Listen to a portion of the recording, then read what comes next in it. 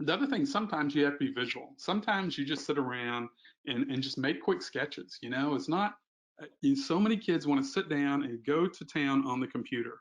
And that's just not, I just think that that's not the way to go. Trying to get them to go. You're going to hear Audrey, my editor from a few years ago, talk about that a little bit later. But she mentions the whole idea. Just for her, she said it great. I had never thought about this. She goes, it's just looser. You know, just sitting down with a pen. She goes, just more free than like a computer is. And I thought that's a great way to think about it. So, you know, sketching. But the big thing for me is get into a zone. You know, don't fall in love or analyze your ideas. You know, just run. You're going to see our philosophy, especially in the second part, play out where kids will take a spread and they'll play with it so long, and then they'll just drag down an InDesign to pages to copy to new pages, and they'll have another, you know, they'll just take that and they'll blow that up and keep going. And then they'll save that, blow that up, and keep going. Copy it, say, you know, play with it for a while, save it, blow it up, and you'll just see variations that play out. So I think I try to get kids past, like I always say this, and I throw this out at workshops, especially in the summer, because this is when I hear this, is a kid gets in, they've been going for a while on a design or something. They're like, well, no, can I just, at that point, I know they're kind of done. And I kind of sometimes tell them that, I'm like, okay. And sometimes I won't, and we just sort of get through the day and we move on. But is that whole idea that they just want to sort of say that, no, can I just? Because truly, you know, strong design doesn't come easy. You know, it just doesn't. So you have to get past that. You have to get into this brainstorming mode, and you have to kind of relish that. So, um, and that's, I come to this, and this is something that I thought would be kind of fun and different, because usually I would never have the ability to sort of bring one of the editors into a summer workshop class or whatever.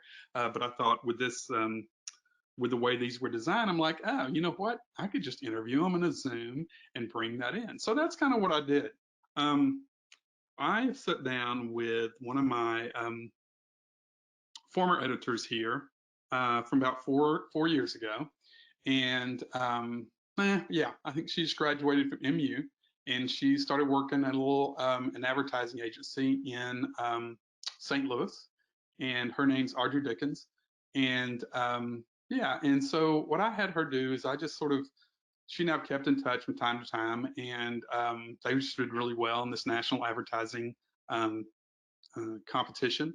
The Mizzou, I think, finished third, and so she was excited about that.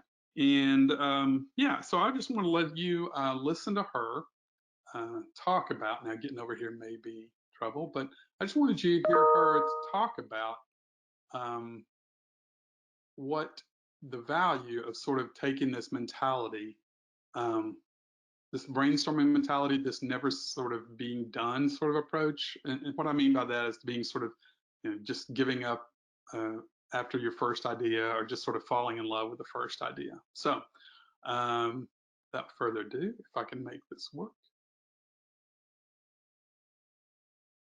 Audrey Dickens. All right, so Audrey Dickens, my 2016 editor, and so Audrey agreed to join me, and she's keeping her dog nice and quiet there. But I was hoping that she would talk to you a little bit about her experience on staff and a little bit about the brainstorming process and how she saw it in high school and since. So I'm gonna ask her a couple of questions. First, Audrey, just take us through your like kind of roles in high school and then since. Yeah, so hello. As Tate said, I'm Audrey. So I started off on staff as a designer. I was a first year staff designer. Then second year, I was a design mentor, portraits editor. And then my last year, I was the co-editor on the design side of things. And then I went to Mizzou and I studied journalism. And then within the J School, I emphasized in strategic communications. And then within that, my interest areas were both copywriting and design. And I graduated this May, and now I'm a copywriter at an advertising agency in St. Louis. I know we've got a guest speaker apparently there with you. All right, so I guess the first thing is tell us a little about what I Audrey and I've talked about this a bit, but I invited her because I thought she's young enough that she has pretty strong recollection of high school and then some perspective of going through college and being a young professional at this point. So tell us what your memories are of kind of what you learned about the brainstorming process in high school and maybe where it helped you there. Yeah, I think when I first learned about it in high school, it was such a foreign concept. I think a lot of us thought you just get into InDesign and you create something and boom, it's it. And I remember you teaching us to always start, take it pen to paper and kind of start with words and see where that led you and, emphasizing starting on paper before you take it to the computer. And that definitely rang true when I got to my design classes at Mizzou. Yeah. So how did it ring true for you? He has a lot to say. It's the same thing. So a lot of the people, when you get to college who are studying design or whatever, anything creative, they may not have had those past experiences. Whereas I came in already learning the creative process or trying to learn the creative process from you and throughout my yearbook experience. So the professors teach it to you, but in a different way, but it's the same way, pen to paper. Let's start sketching. Let's start writing stuff down. The whole idea of letting your mind go crazy and thinking of a million different things before you settle on what you deem may be the best idea that you can come up with. So what was it you had to sort of teach yourself about that process? Or in other words, like when we started talking about it and we were talking about just sort of not settling on the first idea, what is it you remember from that you kind of fight with yourself, I think, a little. Yeah. I think I remember, especially in high school, just growing frustrated with myself and kind of not getting or not understanding why I wasn't coming up with it. And it partly was probably because I wasn't putting enough work into it. I wasn't willing to actually sit there and take one idea 10 different ways. I was probably taking one idea and taking it 3 different ways when I probably wasn't putting in enough work. And then I also probably wasn't just confident enough. And I probably was just too hard on myself and maybe not willing to vouch for an idea that I thought had some merit because I didn't have the tools, the mental tools to speak up. Now, I remember you had a pretty particularly large sketchbook. Is that right? You remember that? Yeah. So tell them about that. Tell them about that. By the time you were editor, what that looked like for you. So Did you finally get rid of it, by the way? What? Did you finally get rid of it, by the way? Yeah, I threw that thing in a fire. It definitely, I'm not, when I was a designer, I'm not an illustrator by any means. So it probably from anyone outside of my brain, it probably looks like a bunch of scribbles, but it really was just a bunch of random thoughts and taking the sketchbook with you wherever, because as you guys probably know, you never know when the idea is going to hit you. So none of it was organized at all, like to the point where sometimes I didn't even know what any of it was. So maybe some organization skills could have been good for that. But yeah, and I also had a sketchbook throughout college too that I just got rid of. So Nice. yeah. And so, and that was all an important part of your process, do you think? Yes. I think, especially in college, I learned, you can actually draw something or write something or whatever, and you can even scan it and put it into Illustrator or Photoshop or whatever. But I wish when I was an editor or designer, I wish I would have really adhered to the rule of pen to paper first. I think a lot of my designs or ideas could have been a lot better because the pen is so loose and you can think of so many other things. So how have you applied those skills? What do you think's been important about that? What you learned in high school as you apply it now professionally and in college? I think a lot of different things. I think one thing I took away was that from you is I'm probably not always right in the sense that your big idea probably isn't the best and that's okay. I think that's really the big realization too, is that you're going to fail and that's just part of it. So I think I go into any project now knowing that 90% of the things I come up with are horrible and they're funny. You know, you can bring it to your partner, your copywriting partner, and be like, look at this. It's so bad. It's so funny. So I think that's a main thing now is don't take it too seriously. It's fluid.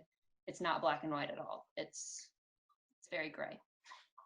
And what kinds of things would you say now about the where have you grown in sort of how you see the brainstorming process, I think, since high school?